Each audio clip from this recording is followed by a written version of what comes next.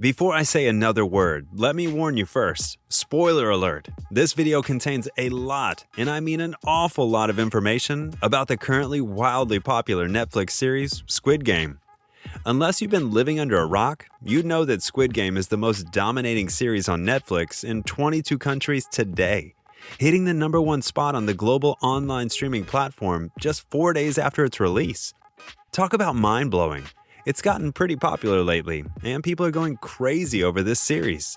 Even the CEO Ted Sarandos himself of the leading streaming giant stated that Squid Game might become one of the online platform's most streamed shows yet. What seems to be a brutal and insane child's play is actually the exact kind of thrill sought after by most viewers. Well, at least it's safe to say that, considering the series' sudden rise in popularity. Its success won't come as a surprise anymore to a generation of viewers who got hooked on crazy dystopian series, who made the same themes of survival games and series skyrocket to stardom, such as the Hunger Games film series, Battle Royale, Alice in Borderland, The Purge, Hostel, and many more. What made it a lot more disturbing is that the setting of the Squid Game series might be imagined as dark and ominous. Like in most survival movies where you could barely see the blood because of the dark themes and settings, yet in Squid Games, you'll be able to see everything. Squid Game is set in a dome-like studio inside a separate island, which gives us the Hunger Games vibes. However, each room for each game is bright, colorful, and clean. A place attractive for children. A place for children to play kids' games, but a place too clean to be stained with red as well. News publisher The Guardian dubbed the Netflix series as the hellish horror show that's taking the whole world by storm. There's no argument on that. It is indeed horror. Squid Game deeply talks about the society and the unfair lives of people living in the lower levels of the social ladder. The whole series asks the question, if you can die trying to win for money, would you still play? But it's portrayed in a way that not everyone can stomach. If you're curious about the series, but you know to yourself that you hate seeing blood, people meeting a horrible end, and, well, all the uncomfortable stuff you can think about, then this is not for the faint-hearted. However, despite the heavy plot and the terrifying scenes, starting from the first level of the 6-part game, Netflix just recently revealed what it was really like filming the series, and at least we fans had a little relief watching that. Seeing your favorite characters from player 456 to the old man player 001 to Sang-woo, Ali, and Se-byuk, seeing them enjoy the behind the scenes makes the series a little bit more fun to watch or rewatch. So, what details have been revealed about the behind the scenes of the #1 series?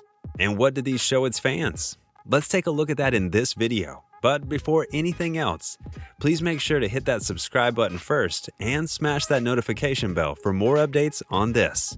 Now, let the games begin. Everywhere you look on social media, whether it's Facebook, Instagram, Twitter, or YouTube, there's a 50% chance you'll come across memes, articles, or any postings about Squid Game. The #1 show on Netflix as of today is a South Korean series with an odd name. Released on September 17th, Squid Game is a 9-episode series that reimagines the world of child's play into a harsh reality, where money is your only drive to live. Squid Game's backdrop is South Korea's present day, very real wealth inequality. Squid Game is the first South Korean drama to hit the #1 spot on Netflix, reaching that milestone just 4 days after its release. It is insane and terribly physical, but it's also addictive and bingeable. You'll get some Hunger Games flashbacks watching Squid Game, but Squid Game doesn't feel like a copycat. It's a well-done horror drama series that not only gave us the creeps, the thrill, the heartbreak, but most importantly, taught us that the most important thing in life is not money. Believe it or not, the Squid Game series has been 10 years in the making. I know it sounds like The Queen's Gambit, Finding Dory, and a lot more. But the real reason why it took so long to release the series is that there's never been a better era for its release apart from now. Take a look back 5 to 10 years ago. Social media has not yet been widely open about the realities of life and might not have appreciated what the messages is all about. So its creator had experienced getting the series rejected over and over again because of its dark theme. This project was originally planned in 2008. I thought it would be fun to make a series about survival games with a sprinkle of Korean characteristics, director Wang Dong-hyuk explained in an interview about why he chose those games to be played in Squid Game. The production team created the enormous film set based on director Hwang Dong-hyuk's imagination to bring the idea of Squid Game to life. The set of the series showcases the loud contrast between the reality we want to escape to and the reality we actually live in, where everything is sunshine and rainbows, where the walls are painted all white and bright, while in reality, even with no clouds, the world is naturally gloomy, especially for cast players who portray characters submerged in deep debt. Squid Game director Hwang Dong-hyuk set the aesthetics on purpose to remind the viewers of an actual playground. Produced by Sirens Pictures Incorporated, the set has now become somewhat of a pop culture phenomenon today. It would be impossible now to go down a colorful set of stairs without thinking of the series or of the masked men in red overalls.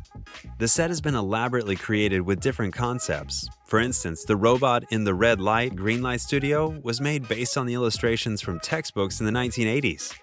Plus, the set that art director Chai Kung-sun had put the most effort in, the Marble Playground, is a place where life, death, falsehood, and truth exist. Since director Hwang Dong-hyuk's purpose was to stimulate the atmosphere of real playgrounds, the actors revealed that they felt nervous and overwhelmed on the set, as if they were playing real games, whenever they moved to a new room to play a new game. The actors themselves basked gloriously in the wildly beautiful set of series, and they had mixed emotions and a lot to say. The actors were amazed by this beautiful set and lavished praise on the production team. Lee Jung-jae, who played player 456, the main character and, spoiler alert, the winner, mentioned the set was almost dreamlike. We were busy taking pictures on the first day. Park Hae-soo, who played Sang-woo, remarked, "It was far beyond my imagination." In the recently released behind-the-scenes video by Netflix, model-turned-actress Jung Ho-young, who played Sae-byuk, the North Korean defector, and player 067, spoke about her experience on the set of the popular South Korean drama series, from the most memorable moments to the times where she felt real fear. Filming the show's fifth game, Glass Stepping Stones, was actually terrifying, she recalled. The set was about 1 meter above the ground. We put real tempered glass there and ran around on it. Squid Game director Hwang Dong-hyuk also added that a mere 1.5 meters can make you frightened, and that using actual glass made the actors nervous as well, both of which allowed them to express the unnoticed rigidity and fear of the body. It felt like really jumping off a high bridge. The game was real and they felt real fear. Their bodies showed that fear, he added. We think that set had the power of realism. Everywhere in the video, Young also described the show's second game, Honeycomb, as the most memorable for her. The honeycomb instructor was constantly making the honeycomb in the background, so the film set smelled like honeycomb all day long, she added. The Squid Game has not been officially renewed for Season 2 yet, but the director himself said it's in the works, and Netflix vowed to spend hundreds of millions of dollars for more South Korean masterpieces. Well, that's it for today. We hope you enjoyed that video, and if you did, make sure to hit that like and subscribe button, and smash that notification bell for more videos like this.